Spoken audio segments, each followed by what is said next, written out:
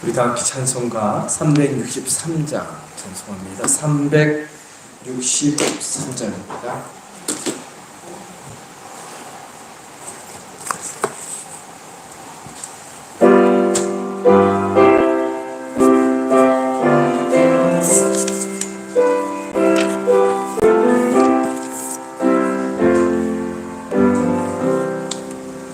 내가 깊은 곳에서 주를 불러 아뢰니 주여 나의 간구를 들어주심 바라고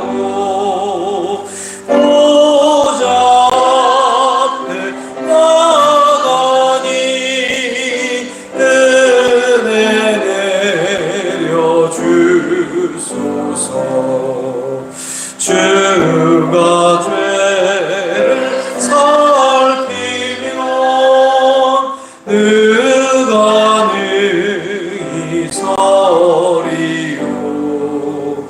오직 주만 모든 죄 용서하여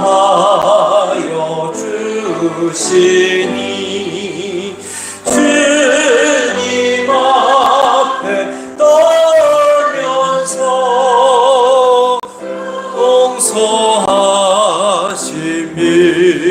용서하심입니다. 하수근이 새벽을 기다리고 바라니 나의 영혼 주님만 간절하게 바라네.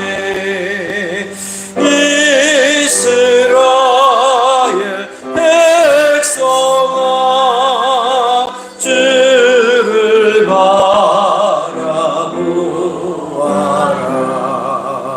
주의 크신 은혜와 그의 능력 알아라.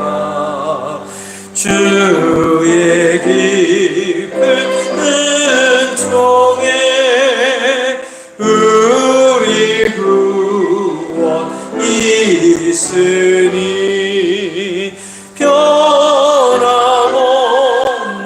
주님만 믿고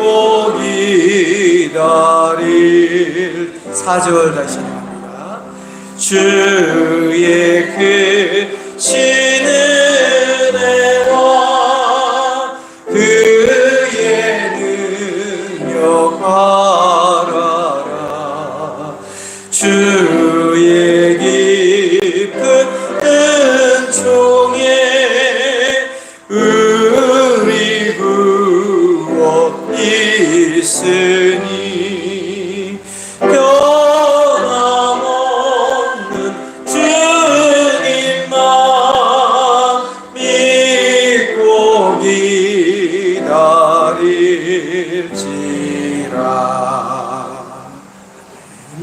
찬송가 447장입니다. 찬송가 447장.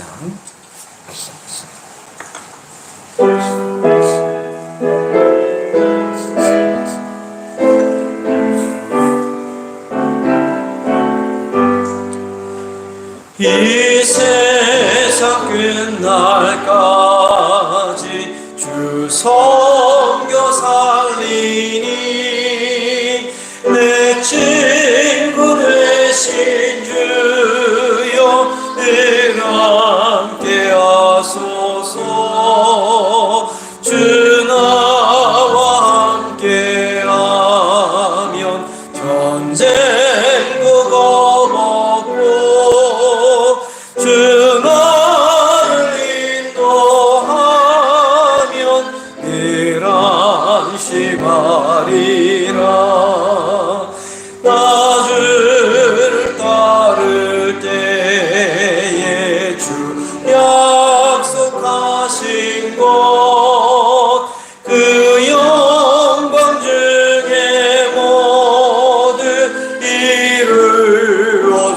주소서.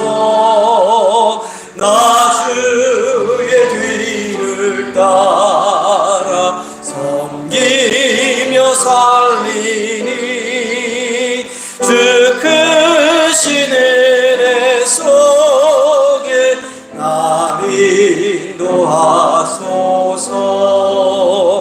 이 세상 온갖 시험 내 마음을 흔들고 저 악한 원수들이 안팎에 있으나 나를 돌보시사 내 방패 되시고 내 옆에 계신 것은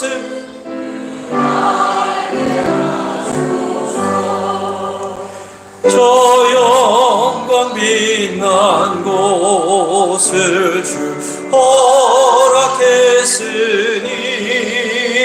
그 허락하신 곳을 늘 사모합니다.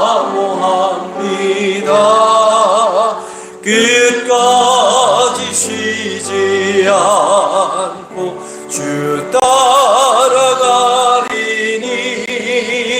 주 넓은 사랑으로 날 인도하소서. 4절 찬양합니다. 저 영광 빛난 곳을 주 허락했으니 그 허락하신 곳을 늘 사모합니다. 끝까지 쉬지 않고 주 따라가리니 주 넓은 사랑으로 날 인도하소서.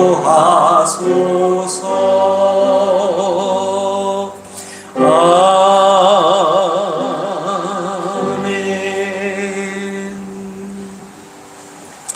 다 함께 자리에서 일어나셔서 조용한 기도드림으로 주일 예배 하나님께 올려드립니다.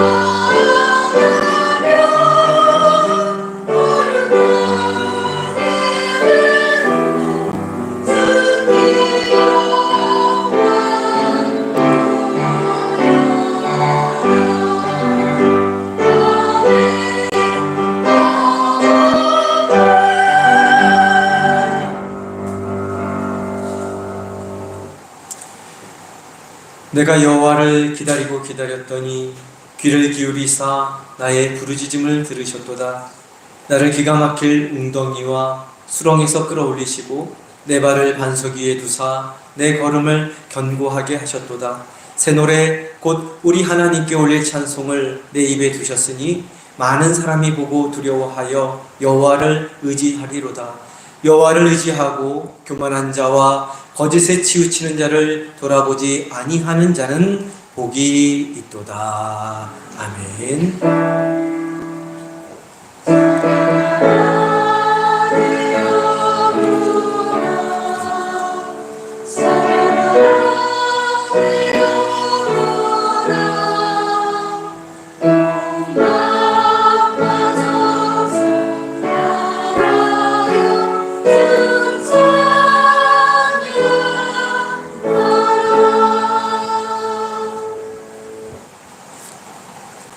다 함께 경배와 찬양 주께 엎드려 두 손을 가슴에 얹고 찬양합니다.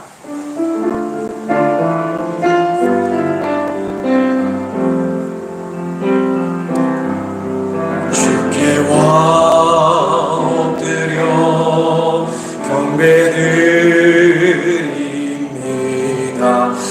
주 계신 곳엔 기쁨 가득 무엇과도 누구와도 바꿀 수 없네 예배드리 미 기쁨 됩니다. 두 손을 올려 찬양합니다. 주께 엎드려 주께 엎드려 경배드립니다. 주 계신 곳은 기쁨 가득 무엇과도 누구와도 바꿀 수 없네 예배드리 니 기쁨 됩니다. 무엇과도 누구와도 바꿀 수 없네 무엇과도 누구와도 바꿀 수 없네 예배드리 미 기쁨 됩니다.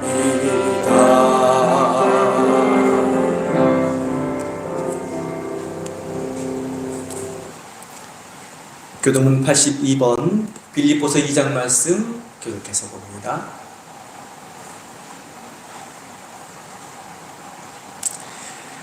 너희 안에 이 마음을 품으라. 그는 근본 하나님의 본체시나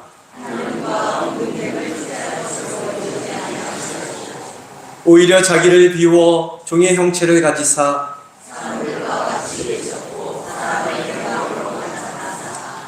자기를 낮추시고 죽기까지 복종하셨으니 곧 십자가의 죽으심이라.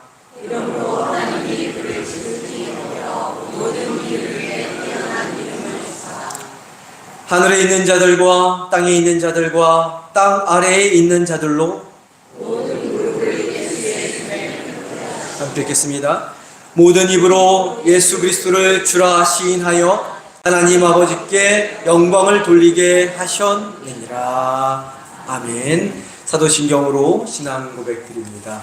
전능하사 천지를 만드신 하나님 아버지를 내가 믿사오며 그 외아들 우리 주 예수 그리스도를 믿사오니 이는 성령으로 잉태하사 동정녀 마리아에게 낳으시고 본디오 빌라도에게 고난을 받으사 십자가에 못 박혀 죽으시고 장사한 지 사흘 만에 죽은 자 가운데서 다시 살아나셨으며 하늘에 오르사 전능하신 하나님 우편에 앉아 계시다가 주리로서 산자와 죽은 자를 심판하러 오시리라.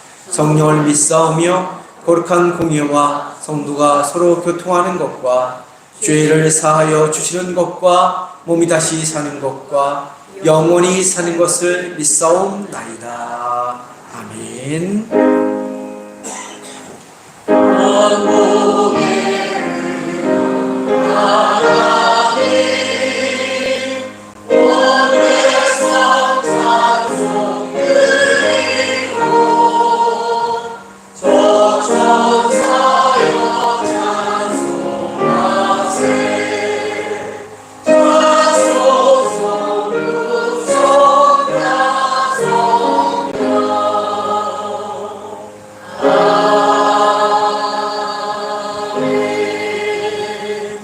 자리에 앉으시기 바랍니다. 이근택 권사님 나오셔서 대표하여 기도해 주시겠습니다.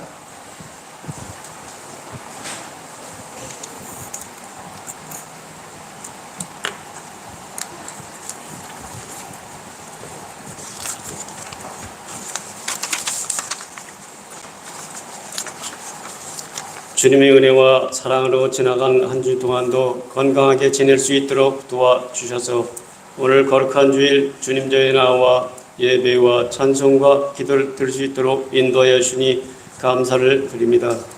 지나간 한 주 동안의 삶을 돌이켜볼 때 주님의 말씀대로 살지 못한 것을 이 시간 회개하오니 용서하여 주셨기를 간절히 원하옵나이다. 이 나라를 위해 기도드립니다. 정치와 경제, 사회적으로 또한 많은 폭우로 인하여 이재빈이 발생하고 어려운 가운데 있습니다. 하나님의 은혜로 빨리 회복될 수 있도록 도와주시고 새로 선출된 정치 지도자들은 국민만을 위해 일할 수 있는 지도자들이 되게 하여 주옵기를 원하옵나이다. 교회를 위해 기도드립니다. 주님이 뜻이 계셔서 이 아름다운 상리 동산에 상리 교회를 세워주시고 날마다 또 부흥하고 발전할 수 있도록 도와주심을 감사드립니다. 이 지역에 아직도 주님을 알지 못하여 방황하는 많은 사람들을 구원의 길로 인도할 수 있는 방주의 역할을 감당할 수 있도록 도와주옵기를 간절히 원하옵나이다. 또한 많은 미래의 세대들이 찾아올 수 있도록 도와주시기를 원하옵나이다. 이 시간 하나님의 말씀을 전하시는 목사님에게도 능력의 말씀을 선포하게 하시며 여기간의 강건함으로 지켜주시고 성령 충만한 은혜 가운데 피곤치 않도록 도와주셨기를 간절히 원하옵나이다. 이 시간 하나님께 찬양을 드리는 성가대원 및 반주자를 통하여 드려지는 찬양을 통해서 하나님께는 영광이요 듣는 우리들에게는 큰 은혜 시간이 되게 하여 주시고 또 성가대원들에게는 하나님의 크신 은혜와 복을 더하여 주기를 간절히 원하옵나이다. 다음은 교회 내에서 식당과 또한 차량과 여러 가지 일로 헌신하고 봉사하는 성도님들에게도 하나님의 큰 은혜와 복을 더하여 주시기를 간절히 원하옵나이다. 연로하신 어르신과 몸이 아프신 환희들에게도 치료의 광선을 비추어 주셔서 이 무더운 여름을 건강하게 잘 지내실 수 있도록 도와주시옵기를 간절히 원하며 예수 그리스도의 이름으로 간절히 기도드리옵나이다.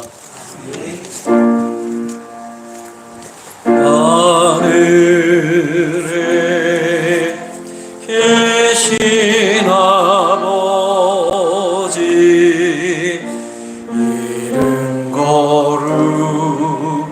거룩하사 주님 나라 임하시고 뜻이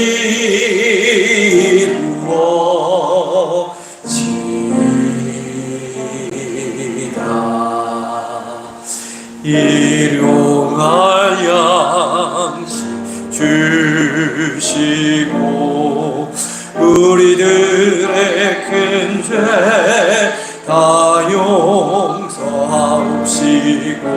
또 시험에 들게 마시고 악에서 구원하소서. 되게 주의 나라 주의 권세 주의 영광 영원히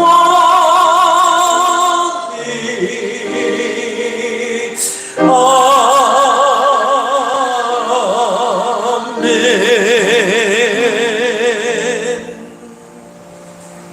이 시간 준비한 예물을 하나님께 봉헌 올리겠습니다.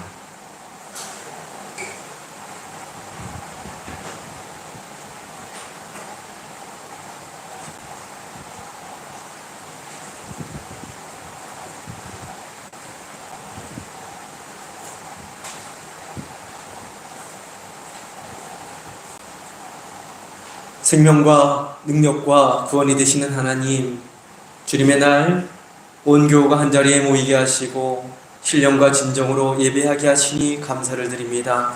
또한 우리를 죄와 죽음에서 건져주시고 이 험한 세상 가운데서 믿음으로 살 수 있도록 지키시고 도우시고 인도하시니 감사를 드립니다. 그 은혜, 그 사랑 기억하며 주님께서 저희 삶에 주신 모든 것 중 일부를 하나님께 올려드립니다. 부족한 중에도 어려운 중에도 마음과 정성과 뜻을 담아 주님 앞에 올려드리는 이 예물 기쁘게 흠양하여 주시고 우리 삶에 풍성한 은혜를 내려 주옵소서. 가정과 일터와 자녀들의 삶 위에 복의 복을 더하여 주옵소서.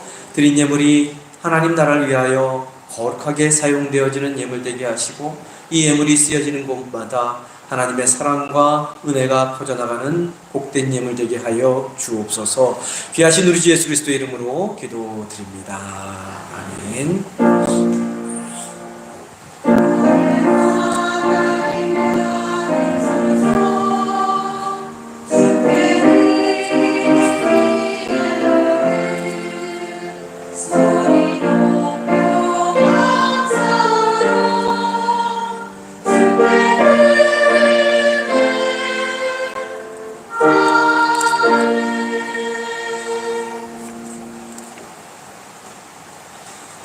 귀하고 복된 날 주님의 성전에 나오신 성도님들을 환영하고 축복합니다. 옆에 계신 분들과 앞뒤에 계신 분들과 인사합니다. 사랑합니다.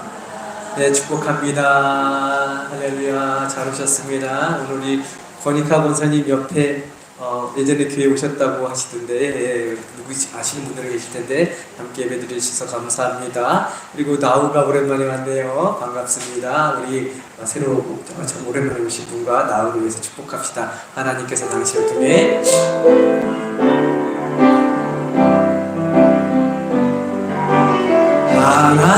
하나님께서 당신을 통해 메마른 땅에 샘물 나게 하시 서로를 바라보며 가난한 영혼 목마른 영혼 당신을 통해 주 사랑 알기 원하네.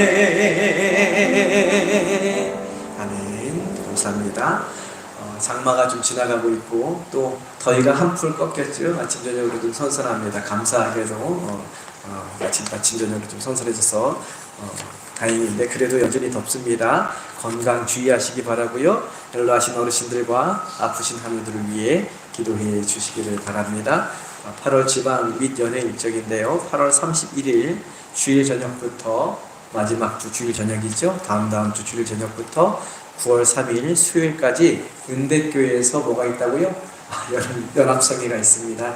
연천지방 여름 연합성회가 있습니다. 제가 무슨 역할을 하고 있습니까? 선교부 총무입니다. 제가 주관하고 제가 이 모든 행사를 관할해야 되는 그런 입장입니다. 그래서 계획 짜고 지금 막 정리하고 있고 그러고 있는 중에 있는데 좀 참석해 주시기 바랍니다. 우리 교회 수련회라고 여름 성경이라고 생각하시고 많이 참석해 주시고 함께 은혜 받는 시간이 되었으면 좋겠습니다. 저녁 7시 30분 주일 월 화 수 3일하고 4일하고 십자가의 힘이라는 주제로 정현수 목사님 감독님이셨습니다. 성주영교회 정현수 목사님께서 귀한 말씀 전해주십니다. 큰 은혜 받으시기를 바라고 기도하는 마음으로 준비하시면 좋겠습니다. 찬송가 251장 찬송합니다.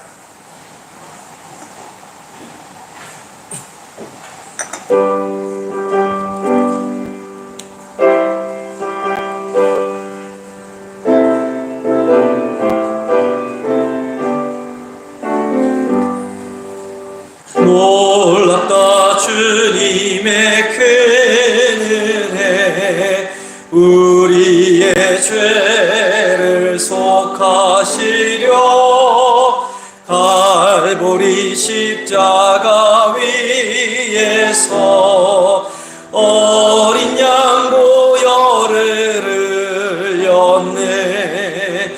주의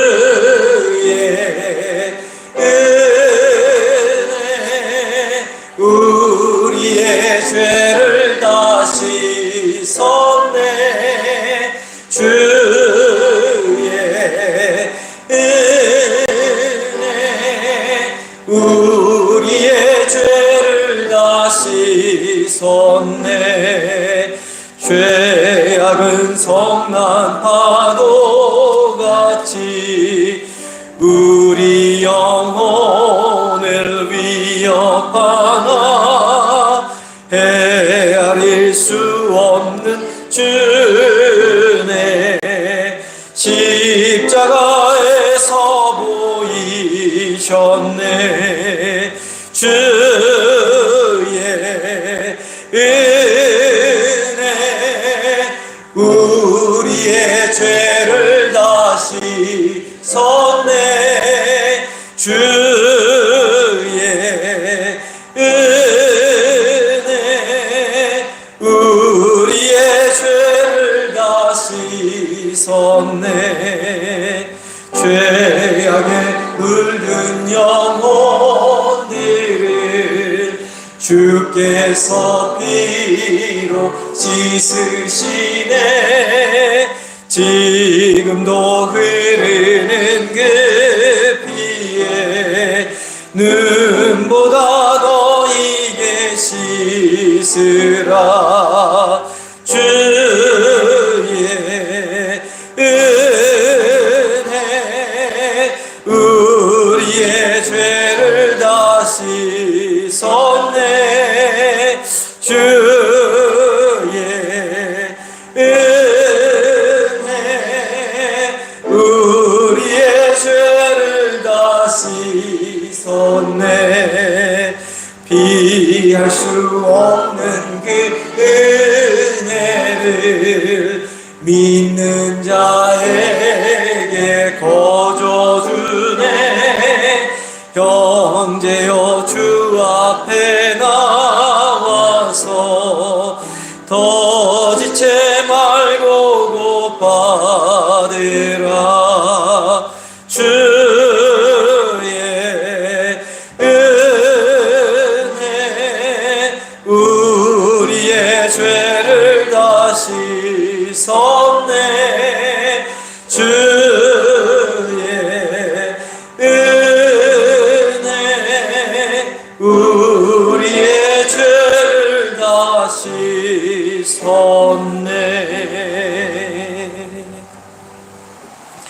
오늘 우리에게 주시는 하나님의 말씀은 사도행전 9장 18절부터 31절까지 말씀입니다. 신약성경 273면 사도행전 9장 18절부터 31절까지 말씀.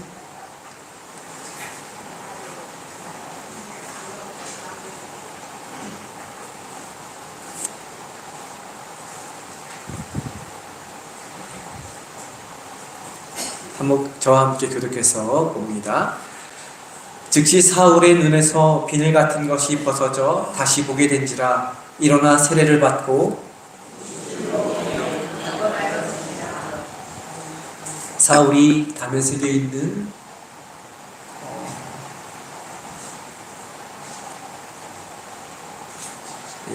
제가 읽겠습니다. 19절 음식을 먹음에 강권하여지니라. 사울이 다메섹에 있는 제자들과 함께 며칠 있을세. 20절입니다. 20절 말씀. 즉시로 각 회당에서 예수가 하나님의 아들이심을 전파하니 예루살렘에서 이 이름을 부르는 사람을 멸하려던 자가 아니냐. 여기 온 것도 그들을 결박하여 대제사장들에게 끌어가고자 함이 아니냐 하더라. 사울은 힘을 더 얻어 예수를 그리스도라 증언하여 다메섹에 사는 유대인들을 당혹하게 하니라.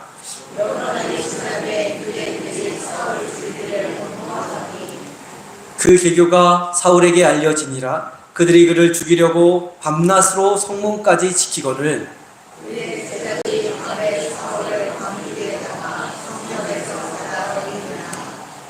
사울이 예루살렘에 가서 제자들을 사귀고자 하나 다 두려워하여 그가 제자됨을 믿지 아니하니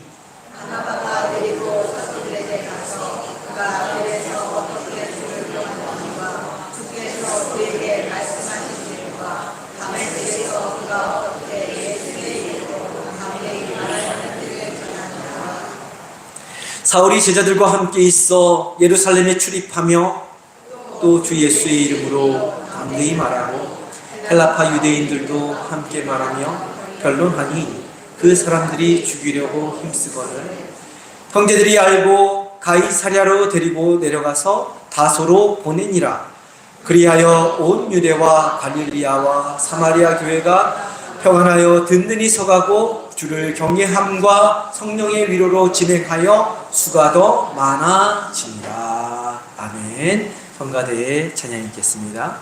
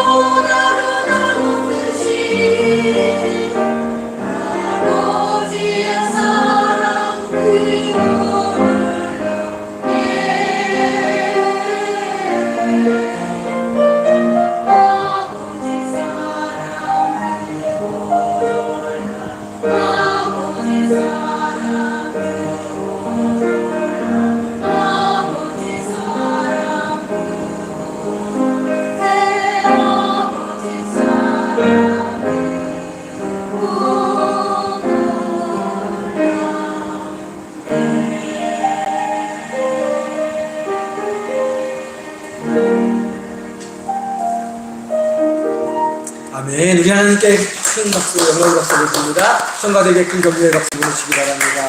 감사합니다. 기도하겠습니다. 고맙고 감사하신 하나님, 이 시간 예배할 때 하나님께서 우리 삶에 베풀어 주신 크고 놀라운 사랑, 선하심, 은혜를 깊이 생각할 수 있는 시간 되게 하여 주옵소서. 말씀 봅니다. 말씀을 통하여 오늘도 우리에게 주시는 주님의 귀한 음성, 이 땅을 살아갈 힘과 용기를 주는 그 음성을 말씀을 통하여 듣게 하시고 세상 가운데 승리하는 저희 모두가 다 되게 하여 주옵소서. 귀하신 예수 그리스도의 이름으로 기도드립니다. 아멘. 마당이나 나뭇잎을 보면 종종 애벌레가 기어다니는 것을 볼 수가 있습니다. 애벌레는 하루 종일 잎을 갉아먹고 기어다니는 것 외에는 아무런 능력도 없어 보입니다. 그런데 얼마 지나지 않아서 그 애벌레는 나뭇가지에 매달려 번데기 속으로 들어갑니다. 겉보기에는 아무런 변화, 아무런 일도 일어나지 않는 것 같지만 번데기 속에서는 놀라운 변화의 과정을 겪게 되지요.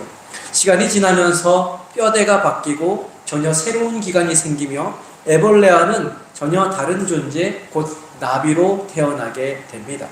이 변화는 단순히 겉모습이 바뀐 것만이 아닙니다. 바닥을 기어다니던 애벌레가 이제는 하늘을 날아다니는 존재가 된 것이고, 나뭇잎을 갉아먹던 생명에서 꽃에 꿀을 전하며 생태계에 기여하는 그러한 존재가 된 것이지요. 삶의 형태뿐만 아니라 목적이 완전히 바뀌게 된 것입니다.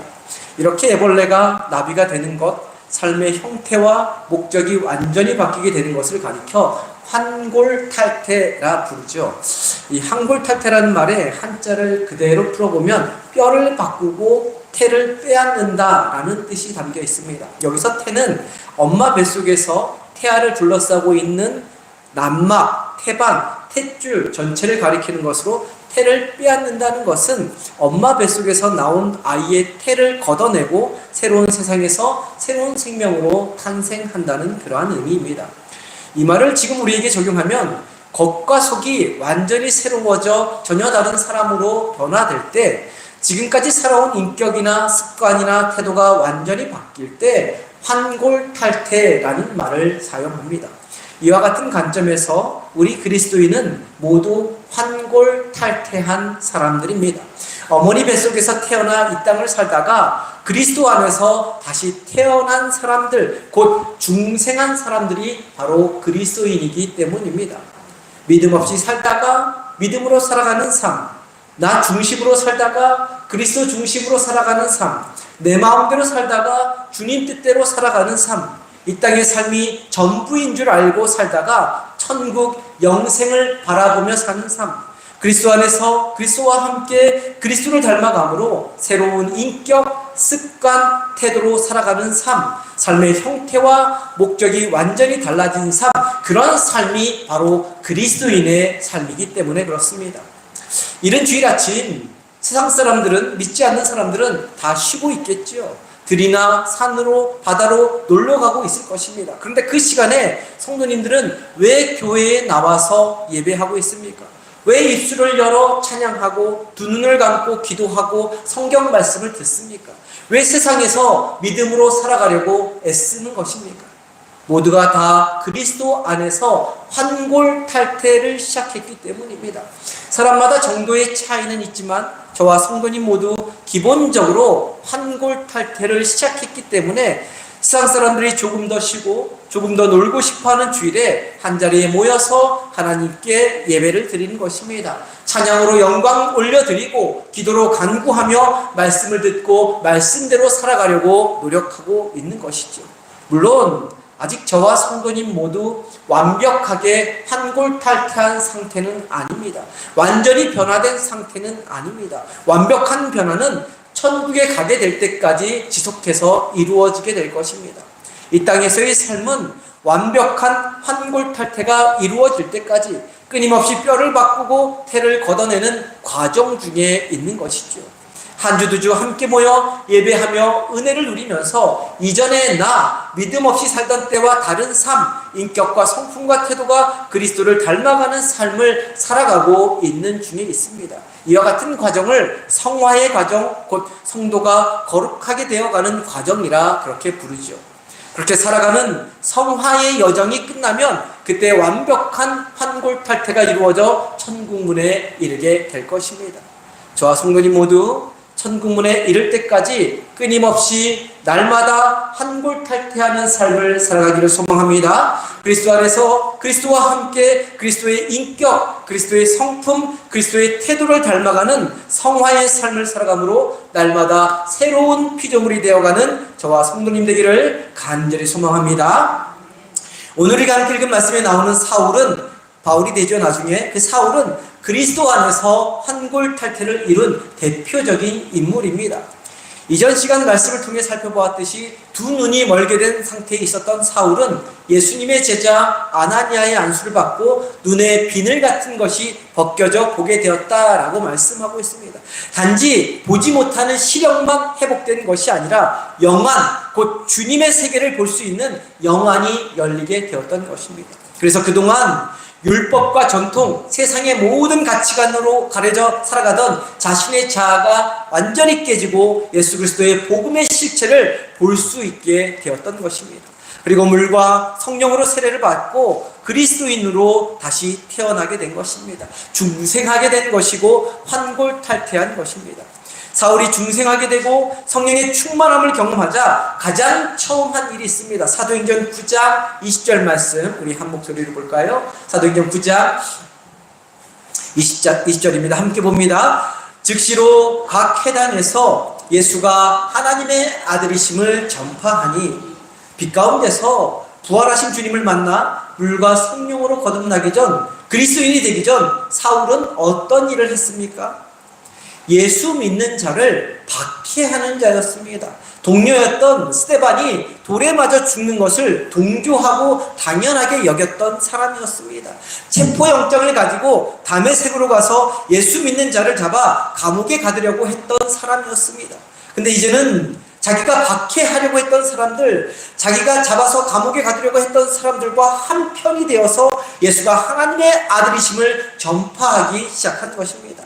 완전히 삶 자체가 뒤집어진 것입니다. 삶의 목표, 삶의 방향이 완전히 바뀐 것이죠. 옛사람은 죽고 새사람이 된 것입니다. 이것이 바로 주님을 체험한 사람의 모습인 것입니다. 복음의 능력, 하나님의 능력을 경험한 자의 모습은 이렇게 급변하게 되어 있습니다. 정말 기적같이 놀라운 일이 일어나게 되는 것이죠. 그래서 21절 말씀을 보면 박해자였던 사울이 변화되어서 예수 그리스도의 복음을 증거하는 소리를 듣는 사람들마다 다 놀라게 됐던 것이죠. 그러나 사울은 사람들이 놀라는 것을 전혀 신경 쓰지 않았습니다. 유대인들이, 같은 편이었던 유대인들이 자신을 보고, 갑자기 변한 자신을 보고 당황하는 것에도 신경 쓰지 않았고 오히려 성령의 능력을 힘입어 더 담대하게 예수는 그리스도라 증언했던 것이죠. 우리 21절, 22절 말씀 한 목소리로 봅니다. 함께 봅니다. 듣는 사람이 다 놀라 말하되 이 사람이 예루살렘에서 이 이름을 부르는 사람을 멸하려던 자가 아니냐. 여기 온 것도 그들을 결박하여 대제사장들에게 끌어가고자 함이 아니냐 하더라. 사울은 힘을 더 얻어 예수를 그리스도라 증언하여 다메섹에 사는 유대인들을 당혹하게 하니라. 사울은 이제 예수 믿는 자를 박해하는 자에서 죽음의 위협을 무릅쓰고 복음을 증거하는 복음 전도자로 완전히 탈바꿈하게 된 것입니다. 그리스도를 만나고 나니까 그리스도의 복음을 증거하지 않고는 견딜 수 없게 된 것입니다. 예수님이 자신의 참된 주님이시오 참된 구원자이시며 하나님의 아들이심을 세상 사람들에게 알리지 않고는 견딜 수가 없게 된 것입니다. 이제는 자신과 친했던 그 동료였던 스데반이 왜 예수 그리스도를 증거하다 돌에 맞아 죽어갔는지 온몸으로 실감할 수 있었던 것입니다. 그래서 자신도 복음을 전하면 얼마 지나지 않아 스데반처럼 돌에 맞아 죽게 되리라는 것을 알면서도 그리스도의 복음을 담대하게 증거했던 것입니다. 이와 같이 돌변한 사울의 모습에 사람들은 놀랄 수밖에 없었고 유대인들은 당혹할 수밖에 없었던 것입니다. 무엇보다도 사울은 빛 가운데서 처음 그리스도를 만났을 때의 열정이 죽는 날까지 변하지 않았습니다. 죽는 날까지 복음을 증거하고자 하는 뜨거운 마음이 식지 않았습니다. 그래서 복음을 증거하다가 온갖 고난, 핍박, 박해, 사도 바울의 그 운명이었습니다. 예수님을 만나는 순간 유대인과 이방인과 임금들에게 복음을 전해야 되는 것과 핍박과 고난을 당할 것이라고 주님으로부터 그 음성을 들었는데, 그래서 복음을 증거하다가 온갖 고난, 핍박, 박해를 당해도 자신을 향한 온갖 험담, 모함, 악담, 유언비어가 난무해도 죽을 정도로 매를 맞고 돌에 맞아 죽을 뻔하고 수도 없이 감옥에 갇혀도 불평하거나 원망하거나 신세한탄하지 않았습니다. 그리스도의 복음을 증거하는 것을 포기하거나 미루거나 도망치지 않았습니다. 오히려 고난을 당하면 당할수록 주님을 더 의지했고 온갖 고문을 당하고 감옥에 갇혀있는 상황에서도 오히려 무릎 꿇고 기도하고 찬양하며 주님께 영광을 올려드렸습니다. 어떻게 그럴 수 있었을까요? 어떻게 그리스도인으로 사는 것을 포기하지 않고 모든 역경, 고난, 핍박, 박해를 감내할 수 있었을까요?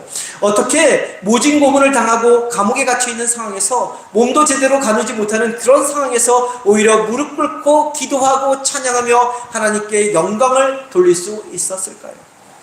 말씀을 묵상하며 내릴 수 있는 결론은 단 하나입니다.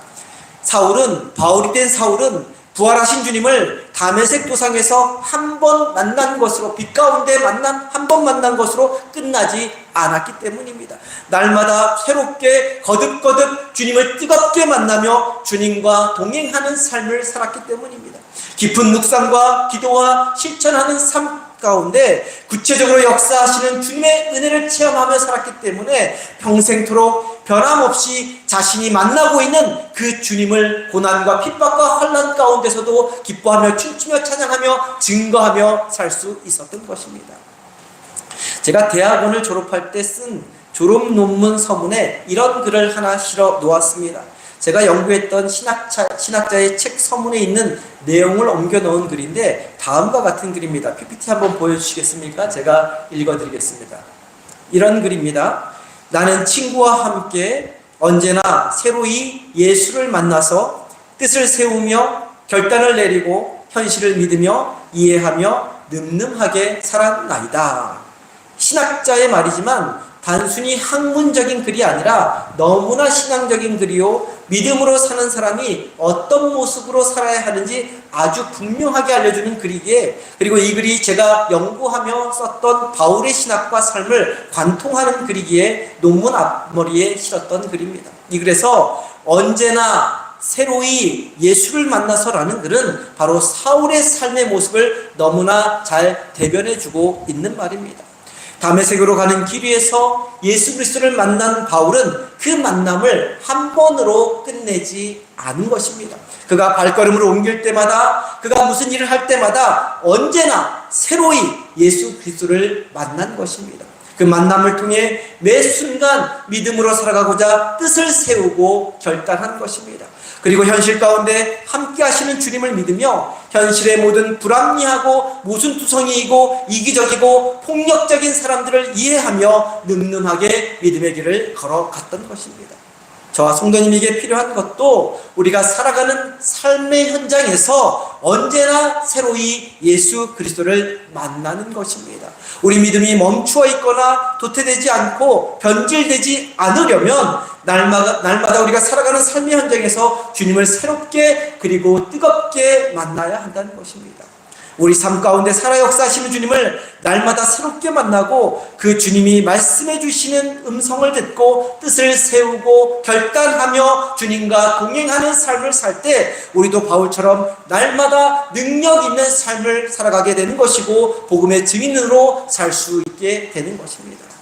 이 시간 스스로를 한번 진단해 보시기 바랍니다. 내가 지금 주님을 처음 만났던 날로부터 얼마나 멀어졌는지, 얼마나 도태했는지, 얼마나 변질되었는지 한번 돌아보시기 바랍니다. 주님을 뚜렷하게 만난 적이 없으신 분이라 할지라도 이 자리에 앉아 계신 분이라면 어느 순간 주님이 느껴지신 적이 있으실 것입니다. 지나온 삶 가운데 어느 한순간에 하나님이 나를 만져주시고 위로해 주시고 힘주시고 용기를 주시고 내 삶에 개입하신다고 느끼신 적은 있으실 것입니다. 그때의 감동, 감격, 기쁨, 감사의 기억들을 떠올리며 그때와 지금의 내 모습을 한번 비교해 보시기 바랍니다. 만일 그때의 감사, 감격, 기쁨으로부터 멀어져 있다면, 도태되어 있다면, 변질되어 있다면, 그때의 기억을 잊어버리고 산다면 가장 먼저 해야 할 일이 있습니다. 그것은 주님 앞에 다시 나아가 회개하는 일입니다. 주님, 제가 주님의 은혜를 경험했으면서도 그 은혜를 잊고 살았습니다. 주님, 제가 주님의 은혜 아래 살면서도 주님과 동행하지 못했습니다. 주님, 제가 주님을 사랑한다고 입으로는 수도 없이 고백하면서도 나를, 가족을, 세상을 더 사랑하며 살았습니다. 주님, 제가 주님을 섬긴다고 하면서도 주님을 섬긴 것이 아니라 나 자신의 만족과 나 자신의 유익을 위해 주님을 섬기는 척하며 살았습니다. 주님의 길이 아닌 세상의 길, 주님의 방식이 아닌 세상의 방식으로 살아왔습니다. 자복하고 회개하며 우리가 살아가는 삶의 현장 한가운데서 다시 주님을 새롭게 만날 수 있도록 간절히 부르짖으며 기도하며 나아가시기를 바랍니다.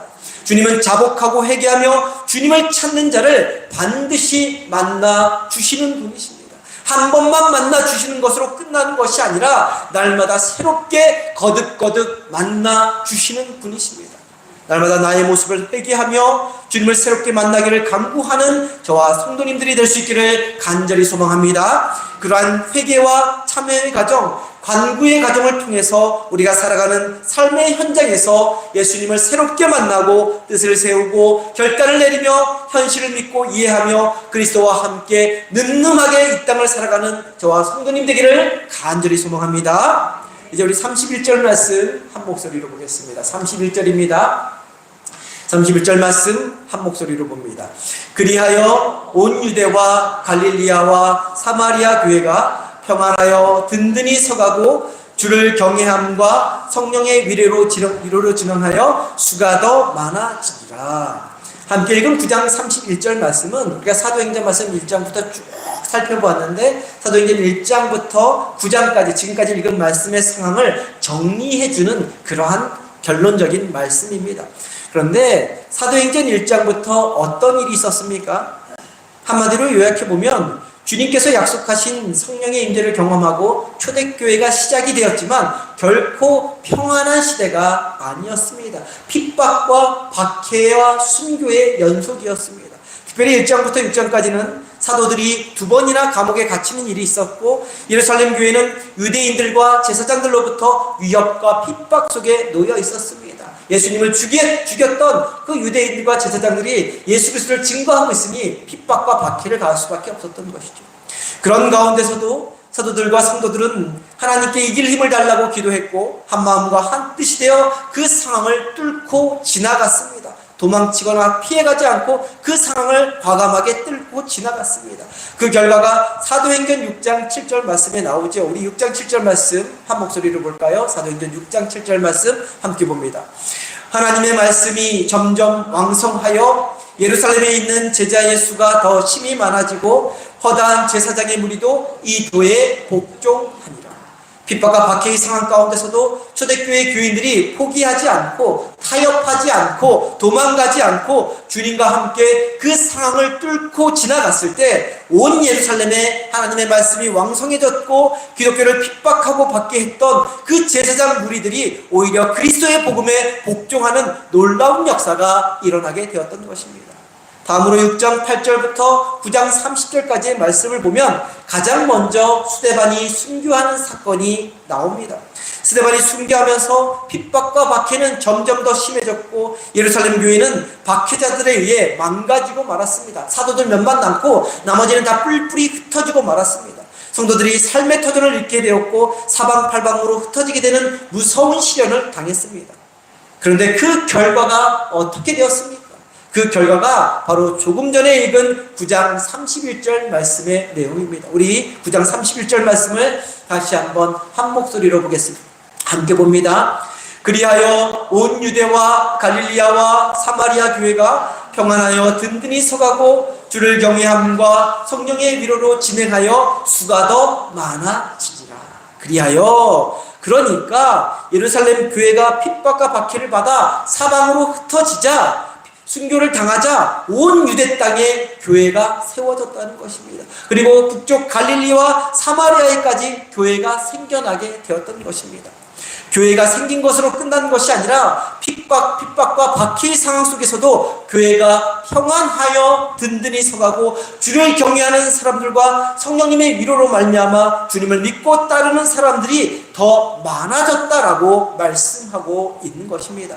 어떻게 이런 일이 가능했을까요?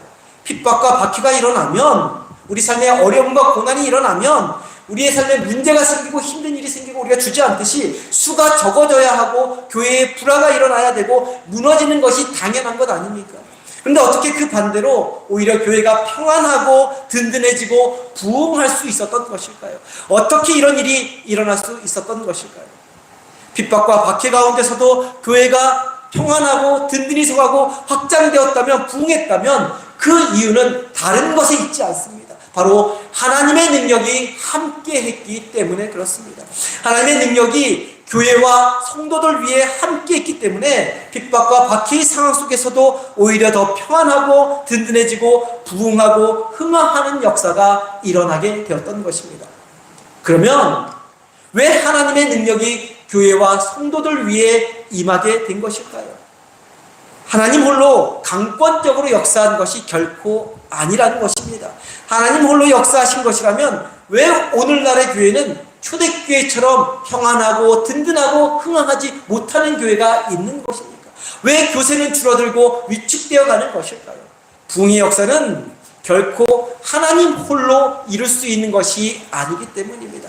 하나님의 능력을 찾는 교회, 하나님의 능력을 강구하는 성도들이 있었기 때문에 하나님의 능력이 초대교회에 임하게 되었던 것입니다. 핍박과 박해의 상황에서도 그 상황을 두려워하는 것이 아니라, 그 상황과 타협하는 것이 아니라, 그 상황을 피해 숨는 것이 아니라 하나님의 능력을 구하며 나아가는 초대교회 교인들이 있었기 때문에 하나님이 그들에게 하나님의 능력을 부어주셔서 불같은 부흥의 역사가 일어날 수 있게 된 것입니다. 저 성도님은 아직까지 초대교인들처럼 제대로 된 핍박을 받지는 못했습니다. 우리가 예수 믿는다고 법의 보호를 받지 못한 적이 있었습니까? 예수 믿는다고 우리들의 자녀들의 앞길이 막힌 적이 있었습니까? 초대교회 교인들은 예수 믿는다는 이유로 국가와 민족으로부터 이러한 부당한 대우와 차별과 멸시와 핍박을 받아야 했습니다. 그러나 초대교회 교인들은 그런 것에 개의치 않았습니다. 오히려 하나님의 능력을 더 깊이 구하고 복음을 증거하는 삶을 살았습니다. 손해보고 공경에 처하고 생명의 위협을 받으면서도 가는 곳마다 예수 그리스도의 이름을 증거하며 자랑하며 나타내며 살았던 것입니다. 집을 잃고 고향을 잃고 자녀들이 어려움에 처하고 가족과 뿔뿔이 흩어진 사람들이었지만 그들은 가는 곳마다 예수 이야기를 계속했던 것입니다. 그런 초대교회 교인들 위해 하나님의 능력이 임하게 된 것이죠. 그리고 그런 초대교회 정신으로 살아가는 교회는 핍박과 박해 속에서도 어려움과 환난과 고통의 상황 속에서도 부흥의 역사가 끊임없이 일어나게 된다는 것입니다. 성경에 보면, 그리고 기독교의 역사를 보면 핍박과 박해를 받았기 때문에 신앙이 병들었다는 이야기는 없습니다. 교회가 타락하고 부패하고 소멸되었다는 이야기는 어디 한 군데도 찾아볼 수 없습니다. 오히려 대부분 모든 조건이 잘 갖추어지고 안락하고 여유로울 때 교회는 세상의 욕심과 염려로 가득했고 영적으로 무너지는 것을 볼 수 있게 됩니다. 하나님은 하나님의 자녀가 살찌고 배부르도록, 그래서 영적으로 병들어가도록 결코 그냥 내버려 두시는 분이 아니십니다. 모든 조건이 잘 갖추어지고 안락하고 여유롭다고 주님을 찾지 않으면 그 모든 것들, 그 사람이 누리는 그 모든 것들을 하나도 남김없이 다 거두어 가시는 분이십니다. 그렇게 하지 않으면 하나님의 자녀들이 죽음의 나락, 지옥의 나락으로 떨어지기 때문에 그렇게 행동하시는 것이죠. 그렇기 때문에 모든 조건이 잘 갖추어지고 안락하고 여유로워질수록 핍박과 박해일 때보다 더 주님 앞에 나와야 합니다. 더 주님 앞에 간절히 매달려 주님의 능력을 구하며 나아가야 합니다. 지금 한국교회는 모든 것이 너무나 잘 갖추어져 있습니다. 안락하고 여유롭습니다. 그렇죠? 예배드리는 이 예배 장소가 얼마나 안락하고 이전에 비해서 여유로워졌습니까? 모든 교회가 그렇지 않습니까? 그래서 더 큰 위기의 상황 가운데 있을 뿐만 아니라 오히려 더 타락과 소멸의 길로 걸어가고 있는 것이죠. 감리교 통계만 보아도 교인 수가 인구수 주는 것 외에도 급격히 줄어들고 있다고 통계가 나옵니다. 문을 닫는 교회도 많이 생겨나고 있는 것이죠. 이럴 때일수록 우리는 정신을 더욱 바짝 차려야 합니다. 선조들의 희생과 헌신으로 말미암아 누린 축복을 주님이 거두어가지 않으시도록 영적으로 더 깨어 있어야 되고 더 긴장해야 합니다. 그래야 하나님의 능력이 임하는 교회가 되는 것이고 끊임없이 부흥의 역사를 써내려가는 교회가 될 수 있는 것입니다. 사랑하는 성도님, 상류교회는 부흥하는 교회입니까? 부흥하는 교회 맞습니까? 네. 모든 면에서 이전보다 더 좋은 교회가 되어가고 있는 것은 사실입니다. 이전보다 성도님들이 더 모이기에 힘쓰고 있습니다. 더 기도하기에 힘쓰고 있습니다. 더 헌신하고 봉사하기에 힘쓰고 있기에 이전보다 부흥하는 교회임에 틀림은 없습니다. 사랑하는 성도님, 다시 질문합니다. 상립교회가 앞으로도 변함없이 부흥하는 교회가 되기를 원하십니까? 초대교회처럼 평안하고 든든히 서가고 더 크게 부흥하는 교회 되길 원하십니까?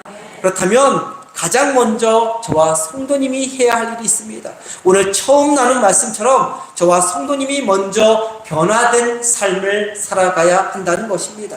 우리가 사울처럼 급진적으로 완전히 황골탈퇴한 삶을 살지는 못한다 할지라도 날마다 주님을 새롭게 만나고 주님과 동행하며 우리의 인격, 우리의 성품, 우리의 삶의 태도가 변화되어가는 삶을 살 수 있어야 합니다. 그렇게 나 한 사람이 변화되어 갈 때 내 주변에 있는 사람들도 그리스도를 닮아 변화되어 가게 될 것입니다. 그 다음 우리가 할 일은 하나님의 능력이 이 교회 위에 임할 수 있도록 한결같이 하나님의 능력을 구하며 하나님의 임재를 구하는 삶을 살아야 한다는 것입니다. 시련과 고난, 핍박과 박해의 상황에서도 피하거나 숨거나 도망치지 않고 더 간절히 하나님 앞에 나와 하나님의 능력을 구해야 합니다. 모든 것이 잘 풀리고 여유롭고 안락하고 통통하고 든든할수록 영적으로 더 깨어 긴장하며 하나님의 능력을 구하며 하나님과 동행하는 삶을 살아야 합니다. 저와 성도님 모두 하루하루 생활하며 한 주 두 주 지나가는 동안 그리스도 안에서 그리스도와 함께 그리스도를 닮아감으로 우리의 인격, 우리의 성품, 우리의 태도가 변화되어 가기를 간절히 소망합니다. 우리 자신이 어떤 상황에 놓여 있다 하더라도 변함없이 깨어 하나님의 능력과 하나님의 임재를 구하는 삶을 살아가기를 소망합니다. 그래서 지금보다 더 평안하고 든든하고 부흥하는 상립교회를 세워가기를 간절히 소망합니다. 또한 평안하고 든든하게 부흥해가는 이 상립교회를 통해서 우리 가정이 더욱 평안해지고 우리 자녀들이 세상 가운데 든든히 세워지고 우리 자신의 삶이 점점 더 흥황하는 역사를 경험하는 복된 인생이 되기를 주님의 이름으로 간절히 축원합니다. 기도하겠습니다. 사랑과 은혜의 하나님, 믿음으로 살아가는 우리 삶에 주님을 만난 기억이 가물가물하다면 주님이 만져주시고 도와주시고 함께해 주신 은혜와 사랑을 잊고 지내며 살고 있다면 참회하고 회개함으로 이전보다 더 뜨겁게 주님을 만날 수 있게 하여 주옵소서. 우리가 살아가는 삶의 현장에서 언제나 새롭게 주님을 뜨겁게 만남으로 우리의 믿음이 멈추어서거나 도태되거나 변질되지 않게 하여 주옵소서. 그래서 우리 삶에 행복하고 즐겁고 좋은 일이 있을 때뿐만 아니라 어려운 문제, 고난, 절망의 순간에도 바울처럼 주님 앞에 무릎 꿇고 기도와 찬양으로 영광 올려드리는 삶을 살게 하여 주옵소서. 또한 모든 상황 속에서 그리스도를 닮아가며 변화되며 하나님의 임재, 하나님의 능력을 구하는 삶을 살아가므로 우리가 섬기는 이 상립교회가 이전보다 더욱 부흥하게 하시고 우리 가정이 더욱더 평안하게 하시며 우리의 자녀들이 세상 가운데 든든히 세워지게 하여 주옵소서. 감사를 드리며 귀하신 우리 주 예수 그리스도의 이름으로 기도드립니다. 아멘.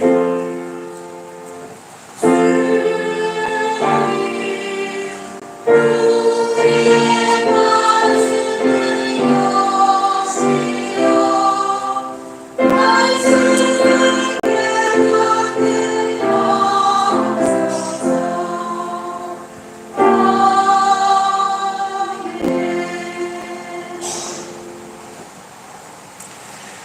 다 함께 자리에서 일어서서 찬송가 433장 찬송하겠습니다.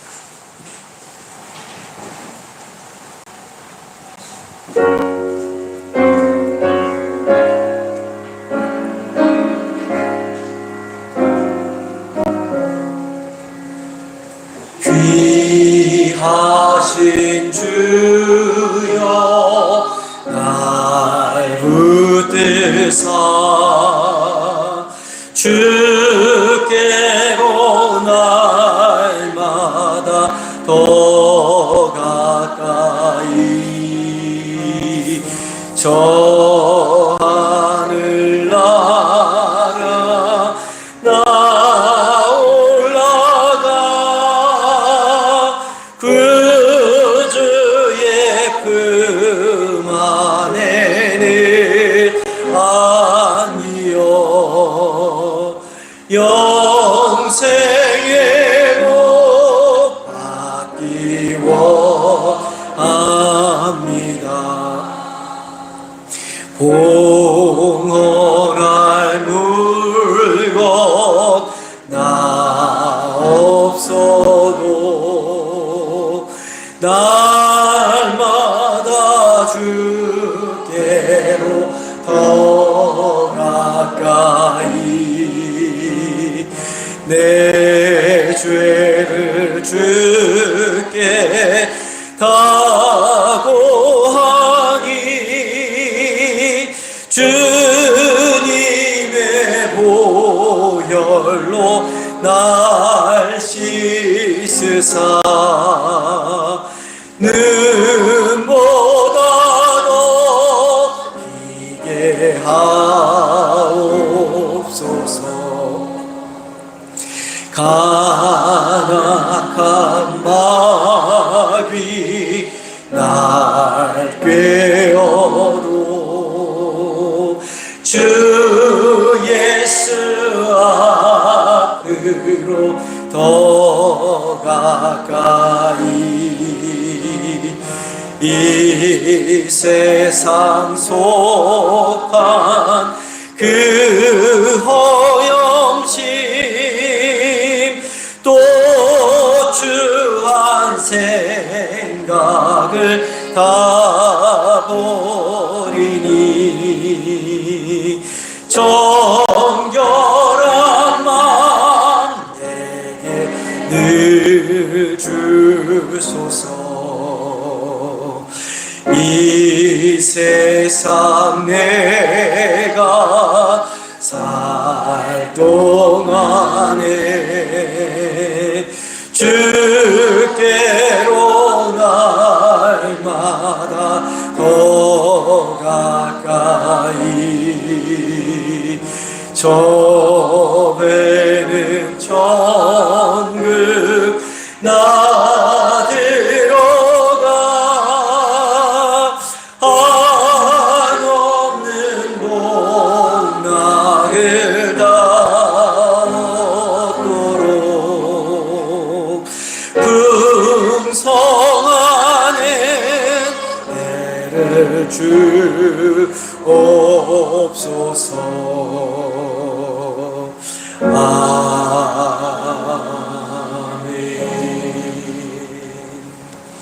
기도합니다. 지금은 십자가에서 죽으시기까지 우리를 품어주신 우리 주 예수 그리스도의 은혜와 하나님 아버지의 크고 높고 깊은 사랑과 우리를 지키시고 도우시고 인도하시는 성령님의 감화 감동 역사하심이 언제나 새로이 예수님을 만나 이 세상을 당당하게 살아가고자 결단하며 들어가는 성도님들의 머리 위에 이제부터 영원토록 함께하여 주시기를 간절히 축원하옵나이다. 아멘.